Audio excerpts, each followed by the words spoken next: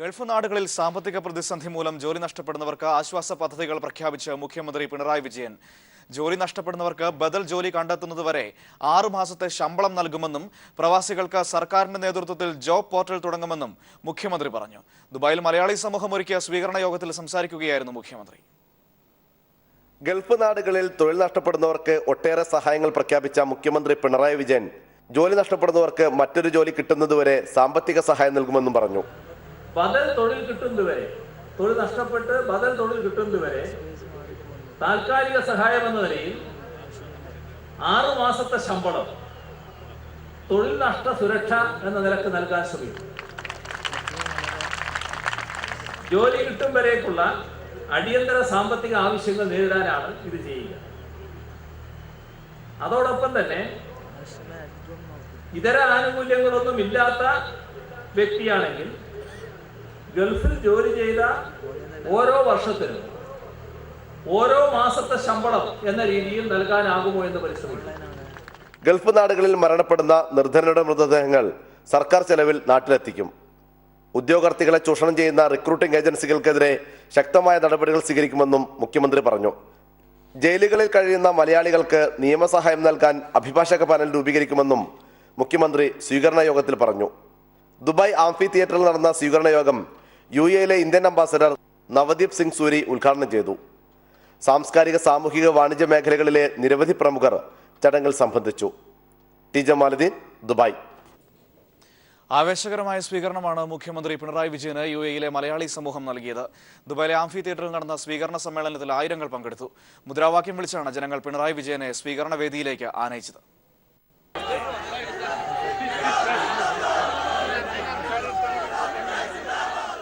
പ്രവാസി മലയാളികൾ അനുഭവിക്കുന്ന പ്രശ്നങ്ങളെക്കുറിച്ച് ആഴത്തിൽ സംസാരിച്ച മുഖ്യമന്ത്രി പിണറായി വിജയൻ പ്രവാസികൾക്കായി നിരവധി ആശ്വാസ പദ്ധതികളും പ്രഖ്യാപിച്ചു. UAE മലയാളി സമൂഹത്തിന്റെ നേതൃത്വത്തിലാണ് ദുബായ് ആംഫി തിയേറ്ററിൽ മുഖ്യമന്ത്രി പിണറായി വിജയന് സ്വീകരണമൊരുക്കിയത്.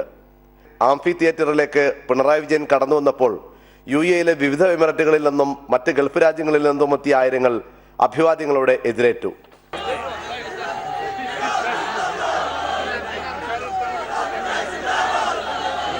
പ്രവാസി മലയാളികൾ അനുഭവിക്കുന്ന പ്രശ്നങ്ങളെക്കുറിച്ച് ആഴത്തിൽ സംസാരിച്ച മുഖ്യമന്ത്രി പിണറായി വിജയൻ പ്രവാസികൾക്കായി നിരവധി ആശ്വാസ പദ്ധതികളും പ്രഖ്യാപിച്ചു. ഒട്ടേറെ വിഷമം അനുഭവിക്കുന്ന പ്രവാസി സഹോദരങ്ങളാണ് ഇവിടെയുള്ളത്. ഇത്തരം ആളുകളെ സംരക്ഷിക്കേണ്ടത് നമ്മുടെ സഹോദരങ്ങൾ എന്ന നിലക്ക് നമ്മുടെ നാടിന്റെ ബാധ്യതയായി തന്നെയാണ് സർക്കാർ കാണുന്നത്. അതിനാവശ്യമായ നടപടി സർക്കാർ സ്വീകരിക്കുക തന്നെ ചെയ്യും. UAE സാമൂഹിക, സാംസ്കാരിക മേഖലകളിൽ നിന്നുള്ളവരുടെയും വാണിജ്യ പ്രമുഖരുടെയും സാന്നിധ്യം സ്വീകരണ യോഗത്തിലുണ്ടായിരുന്നു. ഗൾഫ് നാടുകളിൽ കഷ്ടത അനുഭവിക്കുന്ന പ്രവാസി മലയാളികളെ സഹായിക്കാൻ എല്ലാവരും ഒരുമയോടെ മുന്നോട്ട് വരണമെന്ന ആഹ്വാനത്തോടെയാണ് മുഖ്യമന്ത്രി പ്രസംഗം അവസാനിപ്പിച്ചത്. പ്രവാസികൾക്ക് താങ്ങും തണലുമായി എന്നും കൂടെയുണ്ടെന്ന സന്ദേശവും മുഖ്യമന്ത്രി നൽകി. ദുബായിൽ നിന്ന് ടി ജമാലുദ്ദീൻ. പ്രവാസ ലോകത്തെ വാണിജ്യ വ്യവസായ രംഗത്തെ പ്രതിഭകൾക്കായി കൈരളി TV ഏർപ്പെടുത്തിയ അവാർഡുകൾ സമ്മാനിച്ചു.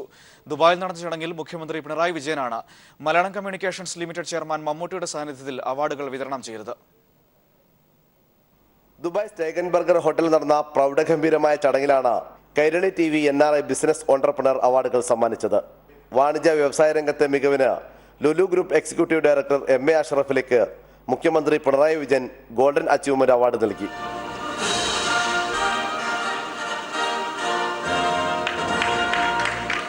സ്പെഷ്യൽ അച്ചീവ്മെന്റ് അവാർഡിന് അർഹനായ universal hospital managing director doctor Shabeer നെല്ലിക്കോടും മുഖ്യമന്ത്രിയിൽ നിന്ന് അവാർഡ് ഏറ്റുവാങ്ങി. Joy Alukkas group executive director John Paul Alukkas, ഖത്തറിലെ Behzad group managing director JK Menon, Fathima group CEO Sameer Sulaiman എന്നിവരാണ് യങ് ഓൺട്രപ്രണർ അവാർഡുകൾ നേടിയത്.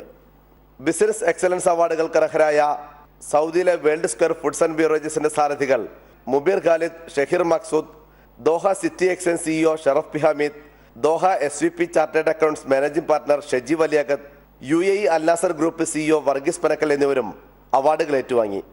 Malayalam communications limited chairman Mammootty award ദാന ചടങ്ങിൽ അധ്യക്ഷത വഹിച്ചു. Malayalam communications managing director John Brittas ആമുഖ പ്രഭാഷണം നടത്തി.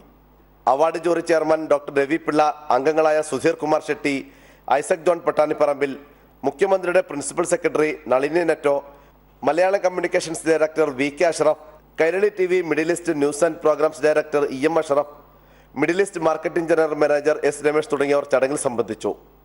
News bureau, Dubai. UAPA കാപ്പ നിയമങ്ങൾ സംസ്ഥാന സർക്കാർ അംഗീകരിക്കുന്നില്ലെന്ന് മുഖ്യമന്ത്രി. പോലീസ് സംസ്ഥാന സർക്കാരിന്റെ നിയന്ത്രണത്തിലല്ലെന്ന വിമർശനങ്ങൾ മുഖ്യമന്ത്രി തള്ളിക്കളഞ്ഞു. പോലീസ് സർക്കാരിന്റെ നിയന്ത്രണത്തിലല്ലെന്ന വിമർശനത്തെ തള്ളിക്കളഞ്ഞ മുഖ്യമന്ത്രി പോലീസിനെതിരെ ഉയർന്ന വിമർശനങ്ങൾ പരിശോധിക്കുമെന്ന് പറഞ്ഞു. പോലീസിന്റെ പ്രവർത്തനങ്ങളെക്കുറിച്ച് സാധാരണഗതിയിൽ ഉയരുന്ന പ്രശ്നങ്ങൾ അത് പരിശോധിക്കാനുള്ള സംവിധാനം ഗവൺമെന്റിനുണ്ട്. അത് ആരുന്നയിച്ചാലും പരിശോധിക്കും. അത് നിങ്ങൾ ഉന്നയിച്ചാലും പരിശോധിക്കും, ഇനി മറ്റേതെങ്കിലും രാഷ്ട്രീയ നേതാവ് ഉന്നയിച്ചാലും പരിശോധിക്കും. അഴിമതിക്കെതിരെ യാതൊരുവിധ വിട്ടുവീഴ്ചയുമില്ല. കാപ്പയും UAPAയും രാഷ്ട്രീയ എതിരാളികൾക്കെതിരെ ഉപയോഗിക്കരുത്. ഞങ്ങള് ജനാധിപത്യ അവകാശങ്ങൾ ഒരു തരത്തിലും നിഷേധിക്കാൻ പാടില്ല എന്ന ശക്തമായ അഭിപ്രായത്തിൽ നിൽക്കുന്നതാണ്. അതുകൊണ്ട് തന്നെ രാഷ്ട്രീയ പ്രതിയോഗികൾക്കെതിരെ കാപ്പ ഉപയോഗിക്കുക അതിനോട് ഒരു തരത്തിലും യോജിക്കാനാവില്ല. UAPAയോട് നേരത്തെ തന്നെ വിയോജിപ്പ് ഞങ്ങൾ പ്രകടിപ്പിച്ചിട്ടുണ്ട്. എന്നാൽ ഒരു പ്രശ്നമുള്ളത്, ചില തീവ്രവാദ കേസുകൾ വരുമ്പോൾ ആ തീവ്രവാദ കേസുകളുമായി ബന്ധപ്പെട്ടവരെ അറസ്റ്റ് ചെയ്യുമ്പോൾ അതിന്റെ ഭാഗമായി സ്വാഭാവികമായി തന്നെ UAPA വരുന്നുണ്ട്. People TV, gulf bureau. 2021 smart city പദ്ധതി പൂർത്തിയാക്കുമെന്ന് മുഖ്യമന്ത്രി പിണറായി വിജയൻ ദുബായിൽ വാർത്താ സമ്മേളനത്തിൽ പറഞ്ഞു. ദുബായ് സർക്കാർ കേരളത്തിൽ ടൂറിസം, ആയുർവേദം എന്നീ മേഖലകളിൽ നിക്ഷേപം നടത്തുമെന്നും മുഖ്യമന്ത്രി പറഞ്ഞു. കേന്ദ്ര സർക്കാർ പ്രവാസികാര്യ വകുപ്പ് നിർത്തലാക്കിയ സാഹചര്യത്തിൽ നോർക്കയുടെ പ്രവർത്തനം വ്യാപിപ്പിക്കുമെന്ന് മുഖ്യമന്ത്രി പിണറായി വിജയൻ പറഞ്ഞു. പ്രവാസികാര്യ മന്ത്രാലയം നിർത്തലാക്കിയത് വലിയ തിരിച്ചടി തന്നെയാണ്. അത് നമുക്ക് പ്രവാസികൾക്ക് ധാരാളം പ്രശ്നങ്ങൾ ഉണ്ടാക്കുന്നതാണ്. അത്തരമൊരു സാഹചര്യത്തിൽ നോർക്ക റൂട്ട്സിന്റെ അടക്കം പ്രവർത്തനങ്ങൾ കൂടുതൽ വിപുലീകരിക്കാൻ എങ്ങനെ സാധിക്കും? ഇവിടെയുള്ള സംസ്ഥാന ഗവൺമെന്റ് പല പരിമിതികളുണ്ട്. എന്നാൽ ആ പരിമിതികൾക്കുള്ളിൽ നിന്നുകൊണ്ട് തന്നെ എങ്ങനെയൊക്കെ സഹായിക്കാൻ പറ്റും അതും സംസ്ഥാന സർക്കാർ ആലോചിച്ചുകൊണ്ടിരിക്കുകയാണ്. സാംസ്കാരിക നിലയവും ഫാമിലി സെന്ററും ആരംഭിക്കാനുള്ള നടപടികൾ കൈക്കൊള്ളും. സ്മാർട്ട് സിറ്റി പദ്ധതി 2021 പൂർത്തിയാക്കും. ദുബായ് സർക്കാർ ടൂറിസം, ആയുർവേദം എന്നീ മേഖലകളിൽ കേരളത്തിൽ നിക്ഷേപം നടത്തും. പ്രവാസി മലയാളികളുടെ യാത്രാ പ്രശ്നങ്ങൾ പരിഹരിക്കാൻ സർക്കാർ പരമാവധി ശ്രമിക്കുന്നുണ്ട്. എന്നാൽ ഈ വിഷയത്തിൽ തീരുമാനമെടുക്കേണ്ടത് കേന്ദ്ര സർക്കാരാണെന്ന് മുഖ്യമന്ത്രി ചൂണ്ടിക്കാണിച്ചു. People TV, gulf bureau. Ancheri Baby വധക്കേസിൽ മന്ത്രി MM മണിയുടെ വിടുതൽ ഹർജിയിൽ കോടതി ഇന്ന് വിധി പറയും. തൊടുപുഴ അഡീഷണൽ സെഷൻസ് കോടതിയാണ് വിധി പറയുക. ഇടുക്കി ജില്ലാ സെക്രട്ടറി KK ജയചന്ദ്രനെ കേസിൽ പ്രതി ചേർക്കണമെന്ന പ്രോസിക്യൂഷന്റെ ഹർജിയിലും കോടതി ഇന്ന് വിധി പറയും.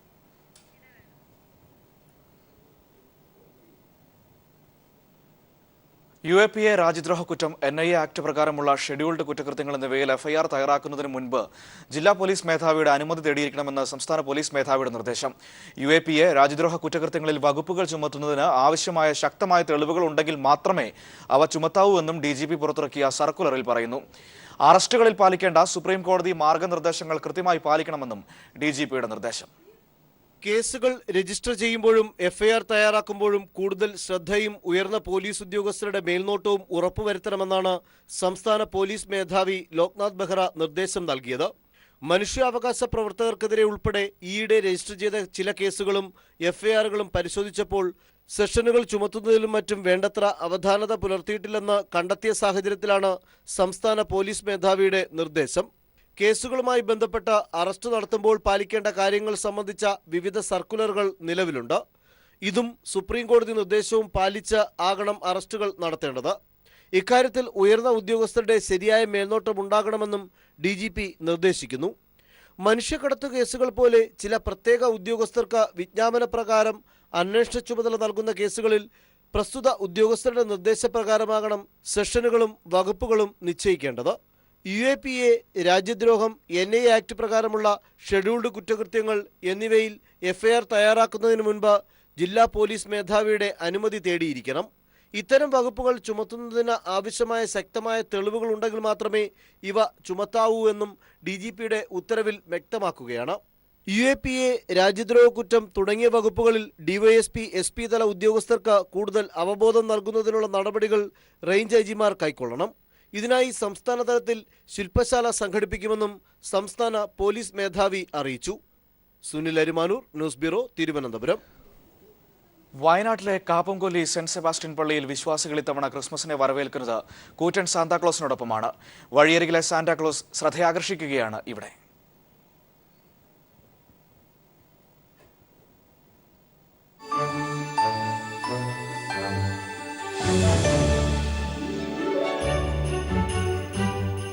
തേയിലത്തോട്ടത്തിനിടയിൽ ഉയർന്നു നിൽക്കുന്ന സാന്താക്ലോസ് അപ്പൂപ്പൻ കാപ്പംകൊല്ലി സെന്റ് സെബാസ്റ്റ്യൻ പള്ളിയിലെ യുവാക്കൾ ദിവസങ്ങളെടുത്ത് നിർമ്മിച്ചതാണ്. ഊട്ടി റോഡിലെ യാത്രികർക്കുൾപ്പെടെ കൗതുകമാവുന്ന കൂറ്റൻ സാന്താക്ലോസിന് 42 അടി ഉയരമുണ്ട്. ക്രിസ്മസ് പാപ്പ എന്ന് പറഞ്ഞു കഴിഞ്ഞാൽ ക്രിസ്മസിന് സന്തോഷവും സമ്മാനവും കൊടുക്കുന്ന ഒരു സന്തോഷവും ആ ഒരു കാഴ്ചപ്പാടിലാണ് ക്രിസ്മസ് പാപ്പയെ നിർമ്മിക്കാൻ തീരുമാനിച്ചതും. തുണിയും വൈക്കോലുമെല്ലാം ഉപയോഗിച്ചാണ് നിർമ്മാണം. സാന്താക്ലോസിനൊപ്പം കൂറ്റൻ നക്ഷത്രങ്ങളും പുൽക്കൂടുകളുമൊക്കെയായാണ് ഈ ഗ്രാമം ക്രിസ്തുമസിനെ വരവേൽക്കുന്നത്. News bureau, Wayanad. കൊല്ലത്ത് കോൺഗ്രസ് അന്ധവിശ്വാസത്തിൽപ്പെട്ട് കുഴങ്ങുന്നു. DCCയിൽ പുതിയ കെട്ടിട നിർമ്മാണം തുടങ്ങിയതിനു ശേഷം 3 പേരുടെ തലതെറിച്ചു. ഏറ്റവും ഒടുവിൽ കെ കരുണാകരൻ അനുസ്മരണ പരിപാടി ഉദ്ഘാടനം ചെയ്യുന്നതിനിടെ ഭദ്രദീപത്തിൽ നിന്ന് തീ പടർന്ന് ബിന്ദു കൃഷ്ണയുടെ സാരിക്ക് തീപിടിച്ചു. സ്ഥലപ്പേര് കാ വച്ച് തുടങ്ങുന്ന മണ്ഡലത്തിൽ മത്സരിക്കണമെന്ന് ജോത്സ്യൻ പറഞ്ഞുവെന്ന് രാജ്മോഹൻ ഉണ്ണിത്താന്റെ വെളിപ്പെടുത്തൽ കൂടിയായതോടെ കോൺഗ്രസ് രാഷ്ട്രീയം എവിടേക്കെന്ന് വ്യക്തം. പ്രതാപവർമ്മ തമ്പാൻ രാജീവ് ഗാന്ധി അനുസ്മരണത്തിന് വിളക്ക് ഊതിക്കെടുത്തിയതിനു ശേഷം കൊല്ലം DCC വിവാദങ്ങളുടെ പെരുമഴക്കാലത്തിനാണ് ഇങ്ങോട്ട് സാക്ഷ്യം വഹിച്ചത്. DCCയിൽ പുതിയ കെട്ടിട നിർമ്മാണം തുടങ്ങിയതോടെ തമ്പാന്റെ പ്രസിഡന്റ് സ്ഥാനം തെറിച്ചു. പിന്നീട് ബാക്കി നിർമ്മാണ പ്രവർത്തനം തുടങ്ങിയതോടെ എഴുകോൺ സത്യശീലനും വീണു. കൊടിക്കുന്നിൽ സുരേഷ് എത്തി പഴയ കെട്ടിടം പുതുക്കി പണിതു. അതോടെ സുരേഷും ഔട്ടായി. ഇതിനിടെ പഴയ പ്രസിഡന്റ് രഹസ്യമായി പ്രശ്നം വെപ്പിച്ചപ്പോൾ DCC സ്ഥിതി ചെയ്യുന്ന ഭൂമി രണഭൂമിയാണെന്നും പാപഭൂമിയാണെന്നും അറിയിച്ചു അത്രേ. ഇക്കാര്യം കോൺഗ്രസ് പ്രവർത്തകർക്കിടയിൽ ഇന്ന് ചർച്ചയാണ്. ഒടുവിലിത കെ കരുണാകരൻ അനുസ്മരണ ദിനത്തിൽ ഭദ്രദീപം കത്തിക്കുന്നതിനിടെ ബിന്ദുകൃഷ്ണയുടെ സാരിക്കു തീപിടിച്ചു. ഇതേ പരിപാടിയിൽ രാജ്മോഹൻ ഉണ്ണിത്താൻ മൈക്കെടുത്ത് ജോത്സ്യന്റെ നിർദ്ദേശപ്രകാരമാണ് ക എന്ന് തുടങ്ങുന്ന മണ്ഡലം നോക്കി മത്സരിച്ചെന്ന് വെളിപ്പെടുത്തിയതോടെ കോൺഗ്രസിനെ ബാധിച്ച അന്ധവിശ്വാസം കൂടുതൽ വ്യക്തമായത്.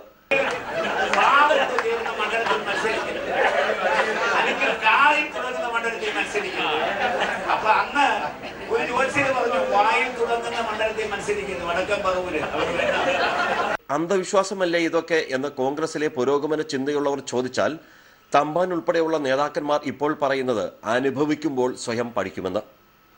രാജ്കുമാർ, ന്യൂസ് ബ്യൂറോ, കൊല്ലം.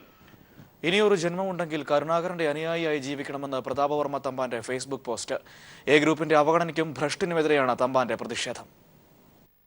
മുമ്പൊരിക്കലും ലീഡർ കെ കരുണാകരനെ അംഗീകരിച്ചിട്ടില്ലാത്ത പ്രതാപവർമ്മ തമ്പാൻ ലീഡറുടെ അനുസ്മരണ ദിനത്തിൽ വീണ്ടും വിചാരത്തിന് തയ്യാറായത് എ ഗ്രൂപ്പുകളെ ഒരുപോലെ ആക്രമിക്കാനാണെന്ന് വ്യക്തം. ഏത് സാഹചര്യത്തിലും അണികളെയോ ഒപ്പം നിൽക്കുന്നവരെയോ ജീവൻ കൊടുത്തും സംരക്ഷിക്കുന്ന ലീഡറുടെ ഉറച്ച നിലപാട് വൈകിയാണെങ്കിലും താൻ അംഗീകരിക്കുന്നുവെന്ന് തുറന്നു സമ്മതിക്കുന്നു.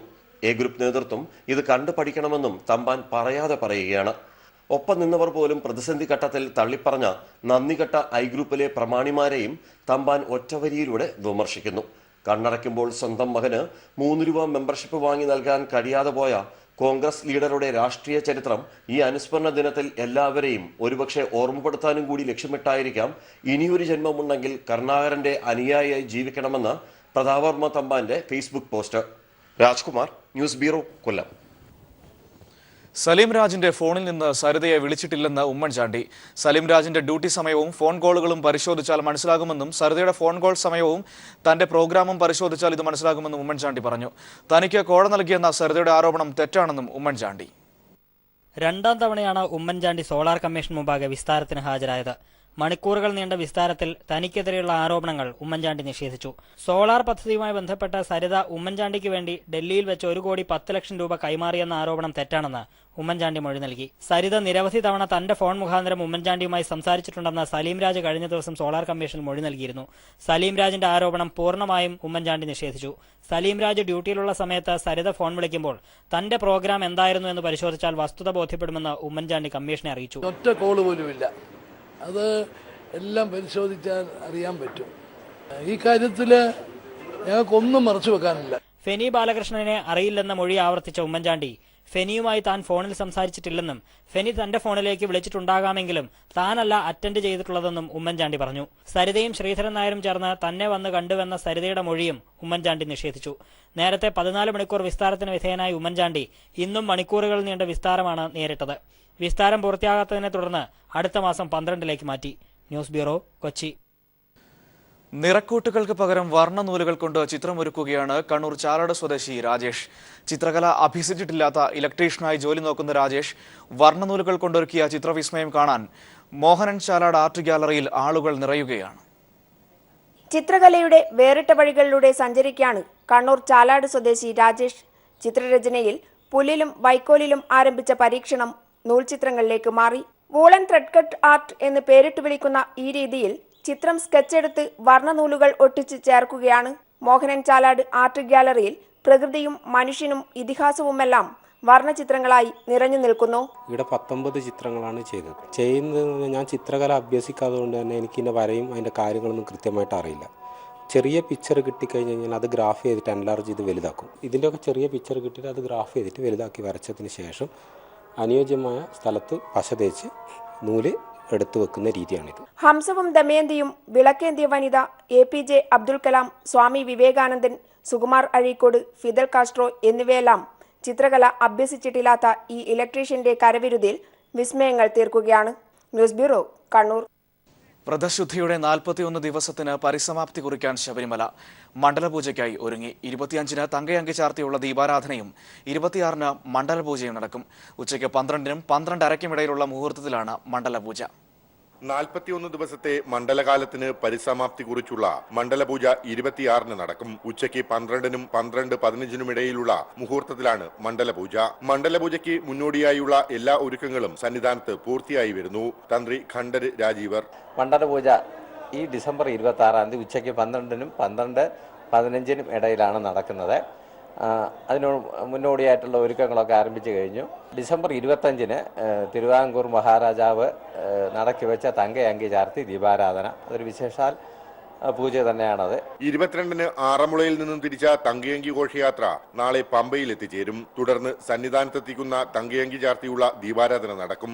26-ന് രാവിലെ 10 മണിയോടെ മണ്ഡലപൂജയ്ക്കുള്ള ചടങ്ങുകൾ ആരംഭിക്കും. അന്നേ ദിവസം ഉച്ചയ്ക്ക് മണ്ഡലപൂജയ്ക്ക് ശേഷം രാത്രി ഹരിവരാസനം പാടി നടയടയ്ക്കും. തുടർന്ന് മകരവിളക്ക് പൂജകൾക്കായി 30-ന് വൈകിട്ട് 5 മണിക്ക് നട വീണ്ടും തുറക്കും. News bureau, Sabarimala.